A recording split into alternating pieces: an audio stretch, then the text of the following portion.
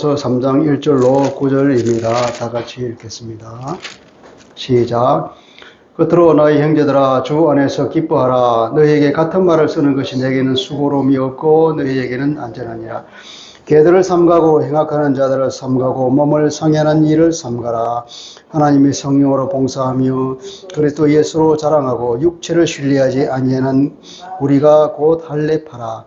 그러나 나도 육체를 신뢰할 만하며 만일 누구든지 다른 이가 육체를 신뢰할 것이 있는 줄로 생각하면 나는 더욱 그러하리니 나는 8일 만에 할례를 받고 이스라엘 족속이요 베냐민 지파요 히브리인 중의 히브리인이요 율법으로는 바리새인이요 열심으로는 교회를 박해하고 율법의 의로는 흠이 없는 자라.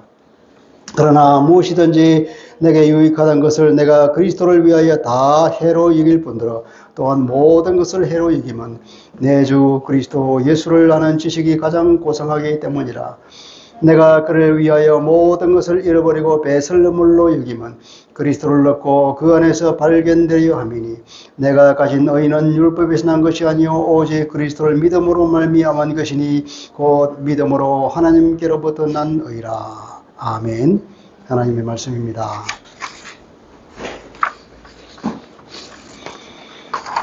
여러분, 예수님의 비유를 우리가 지난번에도 설교에서 생각했는데 참 이게 설교 연속이 되는 것 같네요.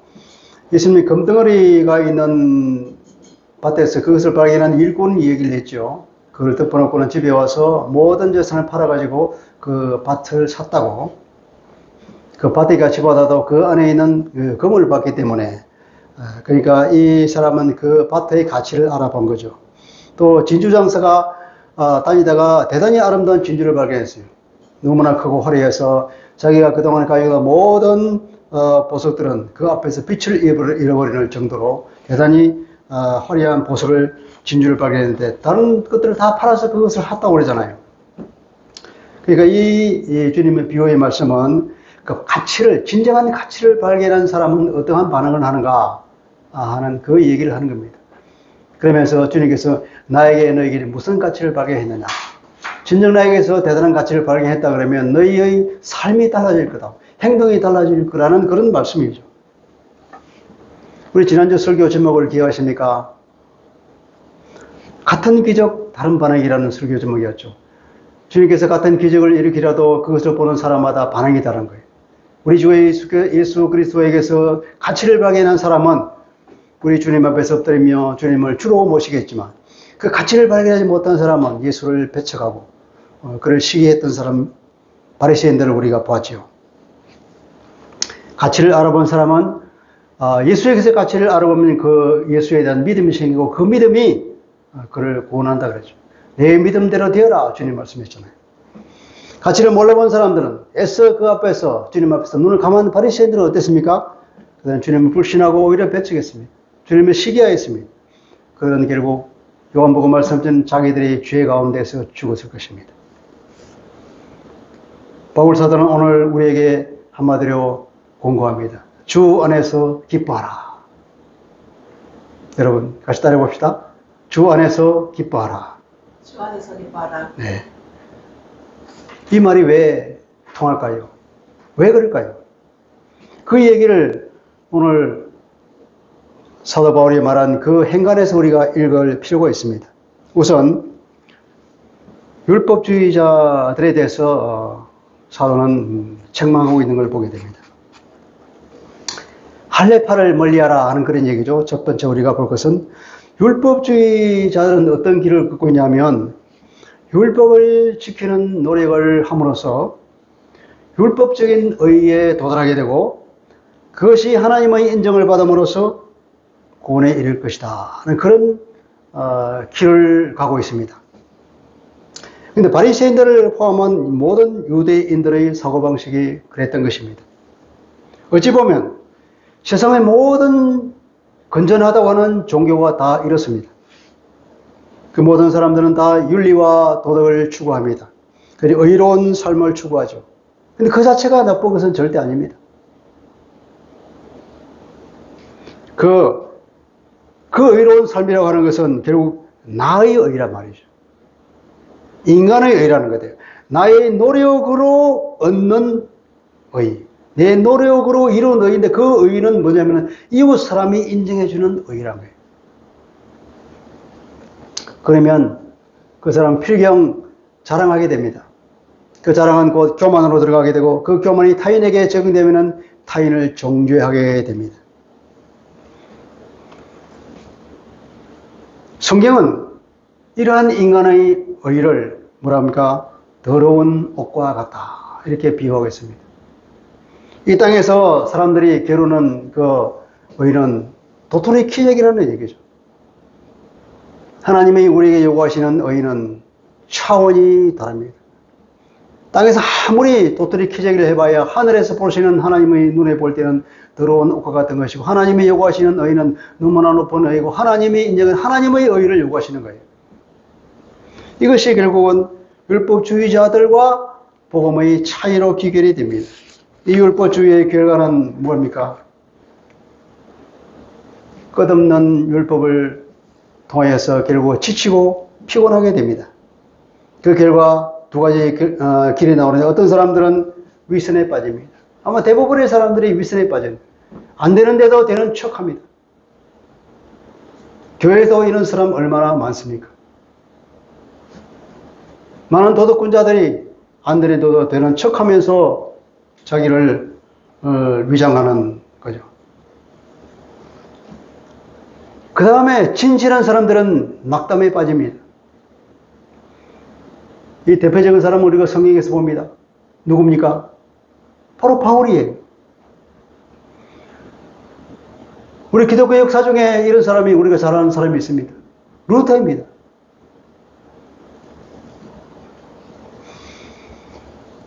이런 율법주의에 빠지면 그런 사람들은 관용이 부족합니다. 사랑이 결핍됩니다. 엄해집니다. 자기 자신에게도 엄하고 이웃에게도 엄하게 됩니다. 그래서 자기를 정죄하고 이웃도 정죄하고 결국은 파멸에 이르고 말한 것입니다. 이런 율법자들에 대한 율법주의자들에 대한 바울의 평가는 뭐라고 합니까? 개들이라고 합니다. 행악자들이라고 합니다. 자해자들이라고 말하는 것입니다. 마음의 변화가 없는 의지적 노력의 한계는 바로 육체적인 위선에 빠지고 그 위선은 그 속에 숨어있는 건 뭡니까? 육체적 방종밖에 없다는 겁니다. 사도 바울은 그것을 너무나 정확하게 꿰뚫어 보고 있는 거죠. 여기서 개라고 하는 우리가 집에서 기르는 애완용 개가 아니라 밖에 나와 있는 사나운 덜개를 지칭할 때 쓰는 단어입니다. 덜개입니다. 먹이를 위해서는 어떤지 또 스스럼지 않는 개, 짐승 그 자체를 얘기하는 거죠. 행악자입니다. 악을 행하는 자들이라고. 자기 배를 채우기 위해서는 어떤 악행도 스스럼 없이 저지르는 자들이라고 그럽니다. 그들은 그 심령 가운데 숨기고 있습니다. 자기들의 욕망을 채우기 위해서는 겉으로는 의로운 척하지만은 뒤로는 속으로는 온갖 악을 다 행하는 사람들이라고 바울은 그들을 평가하고 있습니다. 종교적인 의의를 내세우면서 실제적으로는 불의와 부정으로 가득 차 있는 이 율법주의자들의 실상을 폭로하고 있는 거죠. 이런 율법주의자를 뿌리겠습니까? 세상에 있는 거의 대부분의 사람들이 이렇지 않습니까? 우리 자신을 포함했어요. 그리고 이 할례자들, 자기들은 할례를 했다고 자랑하는 그 사람들에게 바울은 뭐라 그럽니까? 자기 신체를 상해하는 상해자들이라고, 자해자들이라고 말하고 있죠. 여기서 말하는 단어는 할례라고 하는 것은 헬라말로 페리토메라고 하는 단어입니다. 페리토메라고 하는 것은 우리 그 토메는 자르다는 거죠. 페리라고 하는 것은 주변입니다. 주변을 자르는 것. 그러니까 그 표피 주변을 자른다고 해서 이제 페리토메라고 그러는데 여기서 바울이 말하고 있는 자해자들이라는 것은 뭐냐면 페리토메가 아니라 카타토메라고 하는 단어를 씁니다. 이 워드 플레이를 하는 거죠. 너희들은 페리토메가 아니라 너희는 카타토메야. 신체를 잘라서 주변에 버리는 사람이에요. 카타, 주변인. 잘라서 주변에 버리는 놈들. 자해자. 이 카타토메는 뭘 연상을 하냐면 바알 숭배자들입니다. 바알 숭배자들 자해를 합니다. 우리 엘리야와 대적할 때 그 바알 숭배자들 봤죠? 칼로 자기 배를 긁으며 피를 줄줄 흐리는 자해자들. 그러면서 바알 신이 임하기를 기도했던 그 사람들을 그냥 생각나잖아요. 마음에 아무런 변화도 없이 그냥 할례 받았다는 그 자체를 자랑하는 그 사람들에게 바울은 너는 자해자야, 자해 스스로. 아무것도 아닌 그거. 바알 숨기자리 하는 그 자해와 같은 거라고 그렇게 조롱하고 있잖아요. 그러면 진정한 할례는 뭘까요? 진정한 페리토메, 구약에서 말하는 이 할례라고 하는 것은 대단히 엄숙한 의미를 포함하고 있는 겁니다. 그것은 바로 육체가 아닌 마음 가죽을 베는 것입니다. 레위기 26장 41절 보십시오. 할례 받지 아니한 그들의 마음이 낮아져서 이런 표현이 있습니다. 할례 받지 아니한 그들의 마음. 그러니까 할례는 어디에 받아야 된다고요? 마음에 받아야 된다는 겁니다. 할례의 형식은 몸이 하지만 그 실제적인 의미는 마음에 있다는 거죠. 할례 받지 아니한 그들의 마음은 달리 말하면 율법에 순종하지 않는 그들이라는 언유적 표현입니다. 신명기 10장 16절입니다. 그러므로 너희는 마음의 할례를 행하고 다시는 목을 곱게 하지 마라. 마음의 할례를 행하라 그랬잖아요. 에레미야 4장 4절도 이렇게 말합니다. 유다인과 예루살렘 주민들아 너희는 스스로 할례를 행하여서 너희 마음 가죽을 베고 나 여호와께 속하라. 여호와께 속하는 사람, 여호와께 순종하는 사람, 그것이 뭐냐면 진정한 할례라는 거죠. 하나님의 말씀에 순종하여서 하나님의 인정을 받고 하나님의 자녀가 되고 하나님께 속한 그것이야말로 진정한 할례라는 것입니다. 한마디로 말하면 하나님의 말씀에 대한 순종이 이 시대의 할례라고 말할 수 있겠습니다. 3절에서 그래서 바울은 말하기를 우리가 곧 할례파라 그러잖아요. 우리야말로 진짜 할례파다. 우리는 마음의 할례를 받은 사람이요. 하나님의 말씀에 순종하는 우리야말로 진짜 하나님이 인정하시는 할례 받은 사람이요. 너희들은 가족의 육체의 할례를 받았다고 자랑하는 그것은 자해일 뿐이야 하는 바울의 신랄한 비판입니다. 신약시대 할례의 의미는 이렇게 변했다고 볼 수 있습니다. 예수 그리스도를 믿는 것, 그것은 바로 하나님의 구원 계획의 성취를 받아들이는 것입니다. 하나님이 우리가 요구하시는 것은 예수 그리스도를 구주로 받아들여서 다 하나님께 속하라고 하는 그 하나님의 명령에 순종하는 것이야말로 우리가 할례를 받는 것입니다. 육체의 할례에서 순종의 할례로 변화받았다고 볼 수 있습니다. 이 말은 바로 복음의 원리를 다시 한번 설명합니다. 바울이 첫마디에 그렇게 말하죠. 그들로 나의 형제들아 주 안에서 기뻐하라. 너에게 같은 말을 쓰는 것이 내게는 수고로 있고 너에게 아니라 같은 말. 이 같은 말이 무슨 말? 무엇과 같은 말일까요? 그것은 바로 2절 3절을 말하는 거예요. 개들을 삼가고 행악한 자들 삼가고 몸을 상해한 이를 삼가라. 하나님의 성령으로 봉사하고 그리스도 예수로 자라고 육체로 신뢰하지 아니하는 우리가 곧 할례파라. 율법주의자들에 대한 경고와 복음을 통한 진정한 의를 얻는 것에 대한 것을 요약하여서 설명하고 있는 것입니다. 그래서 그것을 같은 말이라고 말하고 있습니다.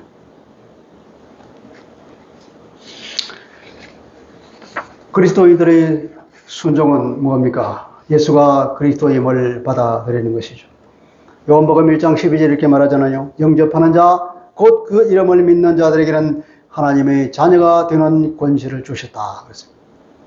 이 예수를 영접하는 그 사람,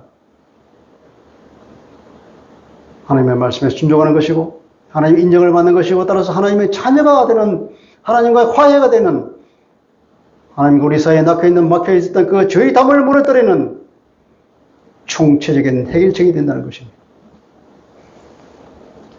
그래서 참된 하나님의 백성의 특징은 뭘까요? 바울이 이렇게 말합니다. 성령으로 섬기고 그러죠. 하나님의 성령으로 봉사하며, 봉사한다는 것은 섬긴다는 뜻입니다. 이 섬김은 예배를 말할 때에 우리 영어로 예배를 서비스라고 그러잖아요. 섬기는 것. 그 예배를 할 때 어떻게 해요? 성령으로 예배하는 그 사람이야말로 참된 하나님의 백성의 특징이라고 바울은 주장하고 있습니다. 요한복음 4장 21절 23, 4절입니다. 수가성 우물가 여인과의 대화에서 예수님께서 이렇게 말합니다. 아버지께 참되게 예배하는 자들은 영과 진리로 예배할 때가 오나니 이 산에서도 말고 저 산에서도 말고 우리는 여기서 예배해야 된다. 유대인들은 여기서 예배해야 된다. 그런 소리들은 이제는 다 없어진다. 여기서도 아니고 저기서도 아니고 아버지께 참되게 예배하는 자들은 영과 진리로 예배할 때가 오나니 곧 이때라. 예수님께서 오신 그때 바로 이때 때가 시작되었다는 거예요. 아버지께서 자기에게 이렇게 예배하는 자들을 찾으시느니라. 하나님은 영이시니 예배하는 자가 영과 진리로 예배할지니라. 하나님께 진정한 예배는 성령으로 예배해야 됩니다. 진리로 예배해야 됩니다. 진리는 곧 그리스도입니다. 그리스도라고는 진리라는 게 토대 위에서 예배를 드릴 때, 성령으로 예배를 드릴 때 그것이 진정한 예배가 된다는 얘기입니다. 그래서 바울은 말합니다. 성령으로 섬기며. 이것이 진정한 참 하나님 백성의 특징입니다. 두 번째 특징은 그리스도 예수로 자랑한다고 했습니다. 그리스도 예수로 자랑한다는 말은 말 그대로 하면 그리스도 예수 안에서 자랑한다는 얘기입니다. 오늘 우리가 제목이 예수 안에서 기뻐하라고 하는 얘기인데 바울이 그랬잖아요. 오늘 우리에게 공부하는 말에 주 안에서 기뻐하라 그랬죠. 그냥 기뻐하라가 아니라 주 안에서라고 단서가 있어요. 그리스도 예수로 자랑하는 겁니다. 그리스도 예수 안에서 자랑한다는 얘기입니다. 그리스도 예수 안에 있다고 하는 이 사실이 우리에게 자랑거리가 된다는 얘기입니다, 여러분. 우리가 예수 그리스도 안에 있다 하는 그 사실 자체가 바로 이것은 우리의 신분을 얘기하는 것입니다. 우리가 하나님의 자녀라는 얘기죠. 세 번째로는 육체를 신뢰하지 않는 것이라고 했습니다. 참된 하나님의 백성들은 육체를 신뢰하지 않습니다. 다른 말로 하면 육체를 의지하지 않습니다. 육체적인 것들, 외적인 것, 그것을 자랑하지 않는다는 말이에요. 인간적인 노력을 통한 율법 준수라는 인간의 의, 율법을 준수하는 인간의 의를 너희들은 자랑하지만 우리는 그것을 자랑하지 않아 이 말이에요. 우리의 의는 무슨 의미입니까? 율법을 준수하는 율법 안에서 의, 율법을 통한 의. 이웃 사람이 인정해 주는 그런 의입니까? 그것이 아니라 그리스도인들이 주장하는 의는 우리 주 예수 그리스도가 우리에게 나눠주시는 의, 하나님이 우리에게 주신 의란 말이에요. 차원이 다른 거잖아요. 내 노력으로 얻는 것이 아니고 하나님이 거저 주시는 선물이잖아요. 노력으로 얻는 것은 자기가 자랑거리가 됩니다. 그러나 하나님의 선물을 받은 사람들은 자기의 노력이 없기 때문에 자랑할 수가 없죠. 겸손합니다. 이 차이가 놀라운 차이를 이루고 있습니다. 이것이 바로 율법주의와 복음의 선명한 차이라고 볼 수 있습니다. 예수님의 비유로 다시 돌아가 보겠습니다. 금덩어리가 있는 밭을 발견한 그 사람은 온 재산을 다해서 그 금덩이를 삽니다. 예수 안에서 진정한 가치를 발견한 사람은 어떤 행동을 할까요? 여러분은 우리 주 예수 그리스도 안에서 어떤 가치를 발견하였습니까? 바울은 바로 이런 사람입니다. 예수 안에서 진정한 가치를 발견한 사람입니다. 그는 다메섹으로 가는 도중에서 예수님을 만났습니다. 예수가 그리스도라는 사실을 갑자기 깨달았죠. 예수 그분이야말로 하나님의 진정한 아들이요 우리 주요 왕이심을 깨달았습니다. 그래서 그는 이방에 바로 이 사실을 전하라는 사명을 받았죠. 그는 예수님을 만남으로써 인생의 의미를, 진정한 의미를 알았습니다.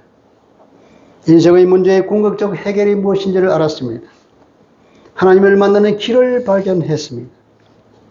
그래서 그는 그리스도에 올인한 삶을 살았습니다. 자기가 가진 육체의 자랑거리들이 아무런 가치가 없다는 것을 절실히 깨달았습니다. 오히려 이것이 주님을 만나는 데 방해가 된다는 것을 철저하게 깨달았습니다. 이 4절부터 9절까지는 바로 이러한 바울의 간증입니다. 바울은 이렇게 말합니다.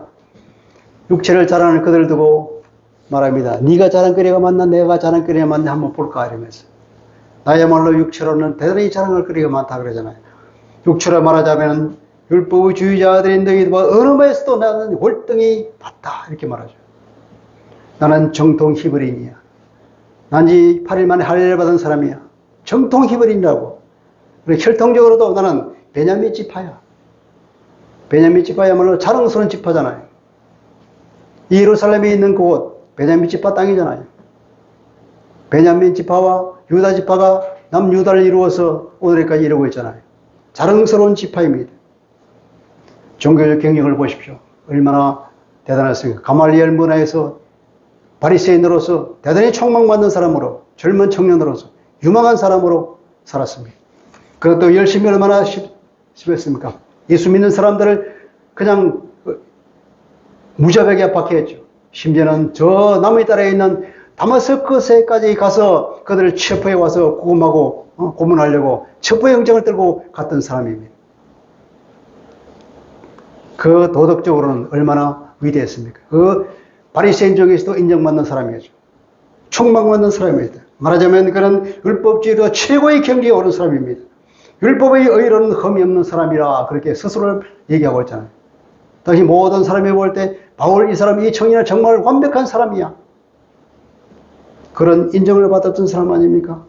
율법의 의로 하는 율법 안에서의 의입니다. 문자적으로 말하면 율법 안에서의 율법으로서 평가되는 의입니다. 율법을 지키는 평점에 있어서 타의 추종을 불허했던 사람입니다. 그런 그가 그것은 예수 안에서 아무런 가치가 없다고 그렇게 고백하고 있잖아요. 예수를 알고 난 후의 그의 변화입니다. 육체의 자랑거리들. 자기는 유익이라 그러잖아요. 이것은 경제적인 단어입니다. 이득이죠, 이득. 육체의 이득을 오히려 손해로 봤다. 이익과 손해. 육체의 자랑거리. 그 이득은 뭐냐? 출세길이 보장됐잖아요. 완벽하게 보장된 출세길이었습니다. 그래서 그 이득이지. 그러나 그걸 오히려 그는 손해로 여겼다고. 육신에 의지하는 것은 믿음을 방해할 뿐이라고는 고백하고 있습니다. 여기서 그리스도를 위하여 그랬지만 그리스도 때문에 그리스도를 알았기 때문에 그것은 아무런 의미가 없다는 걸 알은 거예요. 그리스도를 아는데 방해가 될 뿐이라고. 8절입니다. 또한 그랬죠. 더 나아가서 이 말이에요. 그뿐인가 더 나아가서 그리스도 외의 모든 것을 다 손해로 여긴다. 해로 여긴다. 손해. 이게 대타절표를 말하는 거예요. 이득이 되는 것과 손해가 되는 것. 그렇게 비유를 말하는 겁니다. 또 손해를 여기는 것은 내가 그리스도를 아는 지식이 가장 고상하기 때문에, 가장 탁월하기 때문이야. 그리스도를 아는 지식. 그것이 세상의 어떤 지식보다도 비교할 수 없을 정도로 차원이 다른 지식이라 이 말이에요. 여러분 예수 그리스도 아십니까? 세상 그 어떤 지식과 비교할 수 없는 차원이 다른 지식입니다, 여러분. 그것 때문에, 바로 이분 때문에, 바로 이 예수 그리스도 때문에 나는 모든 것을 상실당했다. 그랬다는 상실당했다. 문자적으로는. 수동태로 쓴 거예요. 하나님이 나로부터 이 모든 더러운 것들을 다 거두고 가셨다 이 말이에요. 하나님 은혜라고 말했죠. 상실당했고 또 이 모든 것을 배설물로 여긴다. 그것은 내가 그리스도를 얻고 또 그 안에서 발견되려고 하기 위함이다. 이 모든 것을 버리는 이유가 뭡니까? 예수 그리스도를 얻으려고. 예수 그리스도 안에서 발견되려고. 밭에서 금덩이를 발견한 그 사람 집에 가서 모든 재산을 팔았습니다. 그 주인에게 주었습니다. 왜 주었습니까? 바로 그 금덩이를 얻으려고. 바울이 바로 이런 사람이죠. 예수를 아는 어떤 신학자는 이렇게 표현을 하더라고요. 예수를 아는 지식은 떠오르는 태양빛 같아서 주변에 있는 모든 별들이 빛을 잃어버리게 만든다. 활에게 번쩍이는 다이 앞에서 모든 보석들이 빛을 발하는 것 같다. 이렇게 표현하더라고요. 마음에 와닿는 표현이었습니다. 그는 모든 것을 버리고 그 대가로 무엇을 얻었습니까? 예수 그리스도를 얻었습니다. 전 재산을 팔아서 금이 있는 밭을 사는 이 지혜로운 사람과 같이 바울은 자기의 모든 것을 버리고 예수 그리스도를 얻는 것이 올인했던 것입니다. 바울이 얻은 것이 무엇입니까? 첫째, 그리스도를 얻고 또 그 안에서 발견되는 것이라고 표현하잖아요. 그러니까 그리스도를 얻고 또 그 안에서 발견되는 것. 제가 여러 번 말하지만 이 사람들이 그 문학적 표현이 또라고 하는 것은 여기서는 다시 말하면 이 말이에요. 그리스도를 얻는다고 하는 것이 무슨 말이냐? 다른 말로 말하면 그리스도 안에서 발견되는 것입니다. 내가 그리스도 안에서 발견된다는 것이 무슨 말입니까? 그리스도 안에 있다는 그 의미를 우리에게 말하고 있습니다. 주 안에서 기뻐하라는 거다. 내가 그리스도 안에 있다는 이 사실을 하나님이 가르쳐 주시는 은혜를 받는다는 이 말이에요. 그리스도의 왕국 안으로 허용되는 것이잖아요. 하나님의 자녀가 되는 것이잖아요. 다른 말로. 그리스도의 인정을 받는 것이잖아요. 하나님 나라의 영광에 동참하는 은혜가 있는 거잖아요. 하나님의 자녀로서의 모든 권세를 상속받는 거잖아요. 성경이 이렇게 다양한 의미로 우리에게 표현하고 있지 않습니까? 하나님과 화해하는 것이고, 하나님과 나와의 관계가 회복되는 것이고, 하나님과 나와의 부자지간에 형되는 것이고, 영접하는 자, 그 예수 그리스도를 믿는 자에게 하나님의 자녀가 되는 은혜를 받는 것. 이것이 바로 그리스도 안에서 발견되는 것입니다. 내가 그리스도 안에 있다고 하는 그 사실이 모든 사람에게 발견되는 것. 얼마나 영광스러운 것입니까? 너희들은 그리스도 안에 있다는 것을 그 의미를 알고 기뻐하라. 그렇게 바울이 우리에게 말하고 있는 것입니다.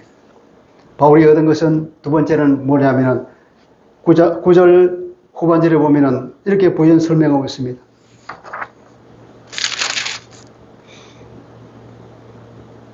내가 가진 의는 율법에서 난 것이 아니요 오직 그리스도를 믿음으로 말미암는 것이니 곧 믿음으로 하나님께로부터 난 의라 그러잖아요. 나는 율법에서 난 의가 아니라 하나님에게서 난 의를 가지고 있다. 율법에서 난 의, 나 자신의 의, 인간의 의가 아니라 하나님이 주시는 의를 가지고 있다. 믿음으로 얻는 의를 가지고 있다. 그리스도를 믿음으로써 말미암는 의를 가지고 있다. 달리 말하면 인간의 의가 아니라 하나님의 의를 가지고 있다. 너희들은 인간적인 의, 너희 노력을 얻는 의를 주변 이웃이 인정하는 그런 의지만 나는 하나님의 주시는 하나님이 언정하시는 의를 가지고 있다는 말이야. 얼마나 차이다는 거야. 하늘과 땅의 차이잖아요, 여러분. 율법을 자랑하는 자는 기껏해야 율법에서는 의를 얻습니다. 그것은 아무런 가치가 없다는 것은 바울이 이미 경험했던 사람입니다. 우리가 로마서 7장을 알잖아요. 로마 7장 22절부터 24절 이렇게 바울이 절규하고 있습니다. 내 속 사람으로는 하나님의 법을 즐거워하되 내 지체 속에서 한 다른 법이 내 마음의 법과 싸워 내 지체 속에 있는 죄의 법으로 나를 사로잡는 것을 보는도다. 오호라 나는 공고한 사람이라다. 이 사망의 몸에서 누가 나를 건져내랴. 바리새인으로서 바리새인 중에 바리새인으로 총망맞는 사람, 주변의 모든 사람이 인정하는 율법의 의는 흠이 없는 정도로 완벽하게 율법을 지키는 사람에게 인정받았던 그 바울조차도 자기 내면에 끊임없는 고민이 있었다는 겁니다. 아무리 자기가 율법에 따라서 선을 행하려 하지만 자기 속에 있는 다른 한 법이 자기를 이끌어 결국 죄에 빠뜨리게 많은 자기 자신을 보면서 절망하고 절개하고 있는 이 모습이잖아요. 얼마나 낙담하고 있습니까? 자기는 이거를 너무나 잘 알기 때문에 예수를 만나고 나서 드디어는 그 빛을 발견했던 거예요. 그렇게 철저하게, 처절하게 고민했던 사람이라 예수를 보면서 그 빛을 누구보다 더 빨리 깨달았던 것입니다. 말씀을 요약하겠습니다. 참된 할례는 무엇일까요? 하나님께 순종하는 것입니다. 예수를 그리스도로, 우리의 주님이요 왕으로, 하나님으로 영접하는 그것이야말로 이 시대의 참된 할례입니다. 바울은 우리에게 예수 안에서 기뻐하라 그랬습니다. 예수 안에서. 기쁨의 원천은 바로 예수 안에서라고 하는 이 단어에 있습니다. 예수 안에, 내가 예수 안에 있다고 하는 나의 이 신분, 하나님의 자녀요, 하나님과 화해했다는 것과 하나님과 관계가 회복되고 죄 문제가 해결되었다고 하는 이 사실, 이것이 우리의 기쁨의 원천입니다. 이것은 예수 안에서만 하나님이 주시는 의를 얻는 것입니다. 바로 이 하나님의 의가 이 기쁨의 결정적인 이유입니다. 그래서 우리는 예수 그리스도께 바울처럼 올인할 수가 있습니다. 나의 최고의 자랑은 뭘까요? 예수 그리스도 안에 소속된 나의 신분이 나의 자랑거리죠. 내 인생에서 예수 그리스도라는 이름이 워낙 찬란해서 다른 모든 것은 빛을 상실합니다. 그것이 의미가 없다는 것이 아니라 내 인생에 해가 된다는 의미가 아니라 예수 이름에 비하면 너무나 초라해서 그냥 버려도 전혀 아깝지 않다는 이런 말을 하겠습니까? 그것이야말로 우리가 예수께 올인할 수 있는 근거가 되는 거죠. 자연스럽게 우리는 예수 안에서 올인할 수 있습니다. 내가 예수 안에 있다고 하는 이 사실을 생각할 때마다 여러분 이 사실 우리가 늘 리마인드하고 그것을 생각하시기 바랍니다. 여러분 성적표와 졸업장의 비유라는 말이 있습니다.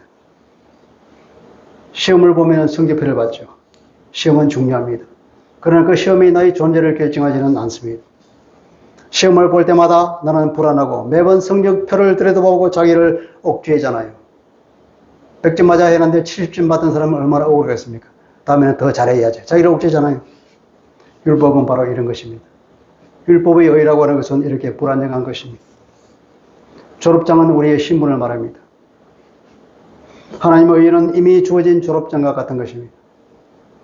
이제는 더 이상 나를 증명할 필요가 없습니다. 시험이 나의 존재를 결정하지 않고 바로 이 졸업장이 나의 신분을 결정하는 것입니다. 이미 나는 예수 안에 있다 하는 이 졸업장 여러분 자랑스럽지 않습니까? 우리는 주님 안에 있는 영광을 바라보며 기뻐합니다. 주님 안에는 하늘의 온갖 영광과 은혜와 보화가 다 있다고 그렇게 말하고 있죠. 내가 주님 안에 있다고 하는 이 사실만큼 큰 은혜도 없고 이것보다 더 큰 자산도 없고 이것보다 그 큰 영광도 내게 없습니다.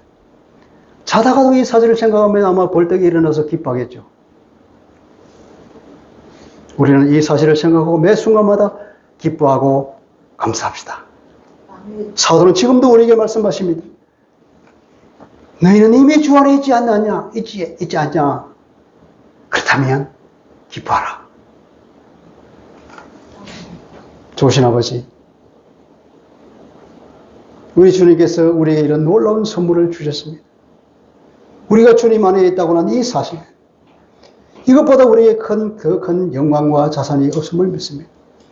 우리가 그것을 생각한다면 자다가도 벌떡 일어나서 기뻐할 놀라운 은혜와 영광인 줄 믿습니다. 우리가 주님 안에 있다고 하는 이 우리의 신분을 생각하면 날마다 기뻐하며 우리가 모든 것을 얻었기에 이건 모든 사람이 이제 너그러울 수가 있고 모든 사람을 용서할 수 있고 모든 사람을 사랑할 수 있는 이 너그러운 마음이 넓은 마음 우리 안에 있음을 깨닫게 됩니다. 하나님 아버지가 이런 삶을 살아서 날마다 기뻐하고 기쁨이 충만한 삶을 살아갈 수 있도록 날마다 이것을 생각하는 은혜를 더하게 하여 주옵소서. 예수 그리스도 이름으로 감사하며 기도합니다. 아멘.